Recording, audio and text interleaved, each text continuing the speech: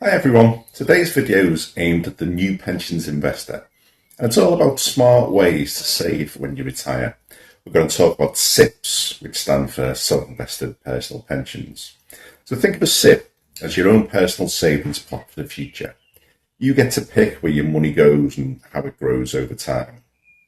With a SIP, you're in the driving seat and you decide how much money you want to put in and when. And the best part is the money you invest grows tax-free inside the pension scheme, which means really that you get more bang for your buck. Plus, when you put money into a SIP, the government gives you a little extra as a thank you. So, for example, if you put in £800, the government tops it up to £1,000.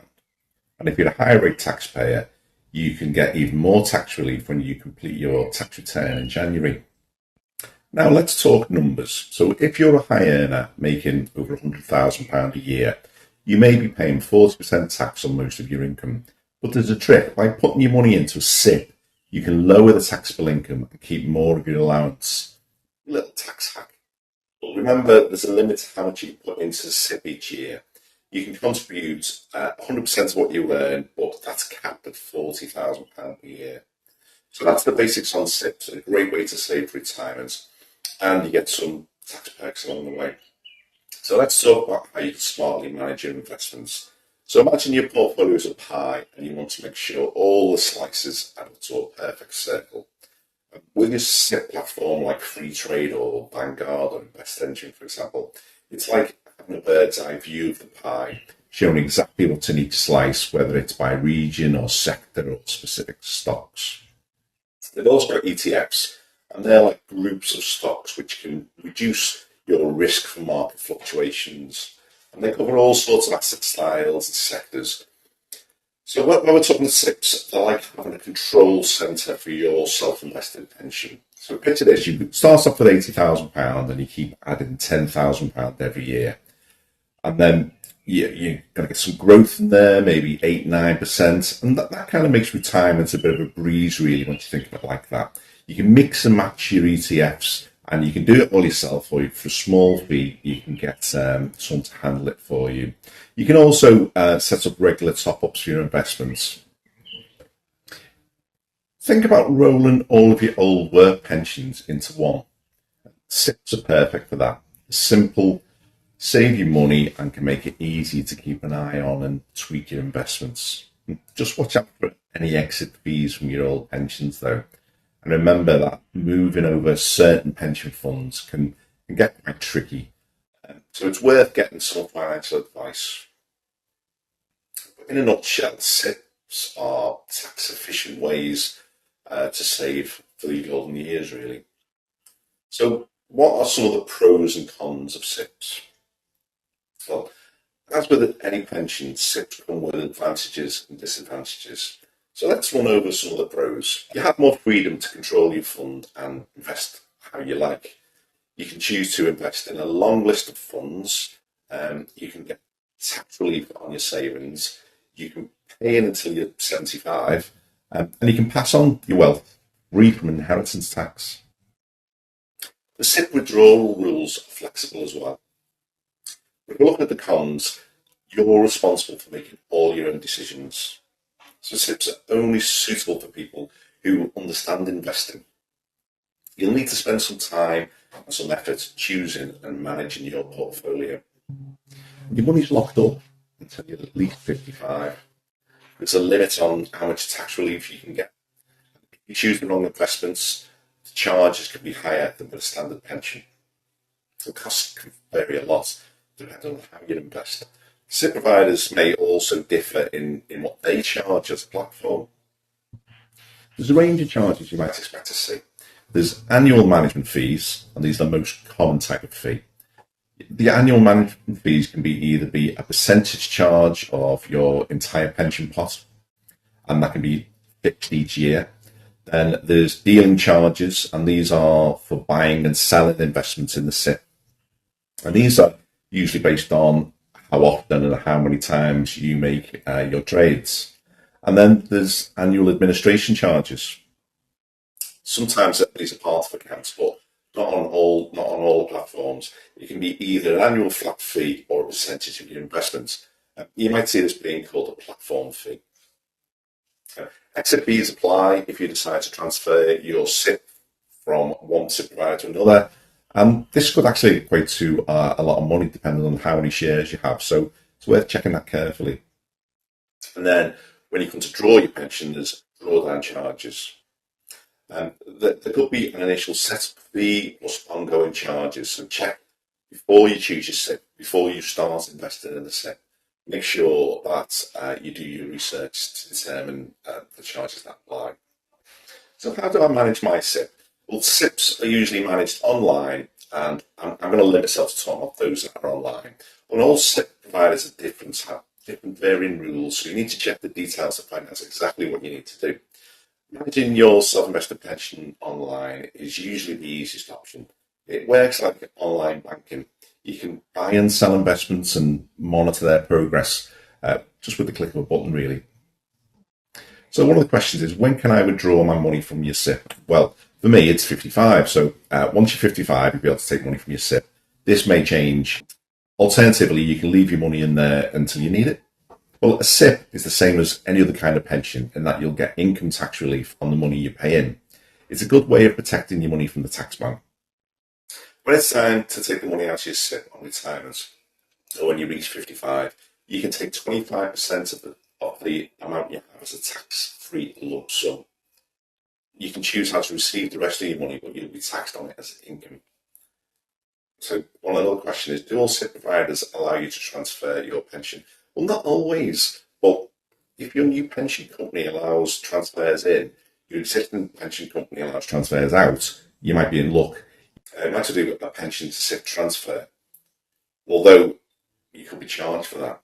When SIP providers allow transfers, it's called in specie. This means that you don't need to sell all your shares and investments and then rebuy them all in the other platform. Instead, you can just say, I've got this many Shell shares, and then they'll appear in your other accounts. In specie contributions are when you transfer an asset from outside of a pension fund into your chosen company. So how much can I pay into a SIP? You can put as much money as you like into build your pension for retirement. However, there's limits on the amount you can get tax relief on. So while you're earning, you can put in 100% of your earnings up to a maximum of £40,000 each year and qualify for tax relief. Over that, you won't get tax relief. And if you're a higher earner and bring in more than £240,000 a year, the amount you can put in that's eligible for tax relief gradually reduces. For every £2 earned over £240,000, the amount you can contribute reduces by £1 until the annual allowances reaches £4,000. If you're not earning money, you can still pay into a pension scheme and qualify to have tax relief. You can put in £2,880 a year into your pension and get tax relief of £720 added, which means you can add £3,600 a year to your pot. So what happens to the SIP when you die? Now, most of the time when you die, your SIP will be inherited tax-free by your nominated beneficiaries. And if you die before you're 75, your beneficiaries will get it as a tax-free lump sum. If you die after you're 75, things do work a little differently. Your beneficiaries will be given 3 options on how they take the money. As a lump sum, which will be subject to their current income tax rate. As a regular income, which will also be subject to their current income tax rate. And this option is only offered to dependents. Or as a periodic lump sum, which is subject to their current income tax rates. So it was about 12 months ago when I decided that I would actually close down all my old pensions. I had 7 old pensions, and I moved them all into a SIP provider. I didn't do them all immediately because I was a bit nervous about how it works. So I picked one of my really small pots and I moved that first. Went pretty well. So then I moved another one, and eventually, over the period of about 5 months, I transferred all my old pensions across. And to be honest, it was a bit of a breeze, really. I used a free trade platform, and what happened there is I logged on to free trade. And there's a section there that says, I'll show it here on the side, where you can set up a new transfer for a pension, put your details in, it'll ask for the amount that's in the pension provider and the pension provider number. Enter that, and then for some of them that I just waited a couple of months and it suddenly just appeared in my account. For others, the pension provider, the original old pension provider, sent me a letter just to confirm that I had made the transfer. I confirmed that with them, and then the transfer went through a week or so later. But really wasn't too difficult to do. And I do prefer it, actually, rather than getting them pension statements every year and having to file them and work out which one's which. It's one single pot now. And then also what I do really like about having the SIP is I can then choose how I invest that. So rather than having 7 pensions scattered around, and with your work pensions, you quite often just get some very limited changes you can make. So you might say, I want to put 50% in housing and 50% in manufacturing, that kind of large scale picking industries really, or geographies, whereas you can get much more fun and detailed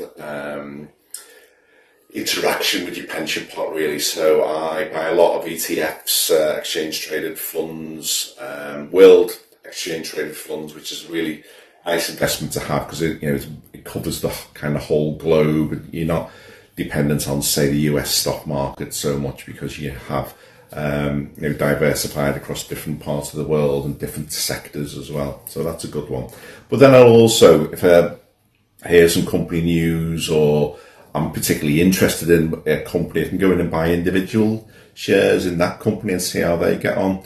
Now, that's not the great way of investing for pensions because pensions are about keeping your risk down, but certainly you can assign some of your pot into them slightly higher risk investments, particularly if you're not about to retire in the next couple of years.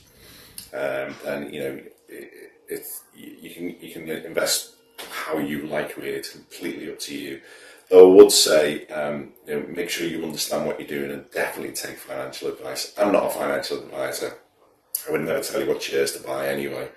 But you really do need to know what you're doing when you're working with a SIP. And if you don't fancy the hassle or all that, it might be better staying with a pension, company pension scheme. One of the reasons I particularly set up a SIP was I was limited by my employer. I could only pay a maximum of 5% of my salary in, and I wanted, as I'm getting quite close to retirement, I want to pay more than that. So I do continue with my current employer's work pension, but then I also contribute an extra amount into my SIP.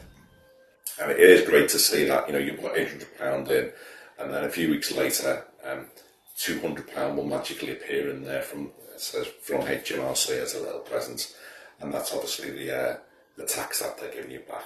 And then when I get to January and I do my tax return, I'll get another 25% on top of that as well, which is great.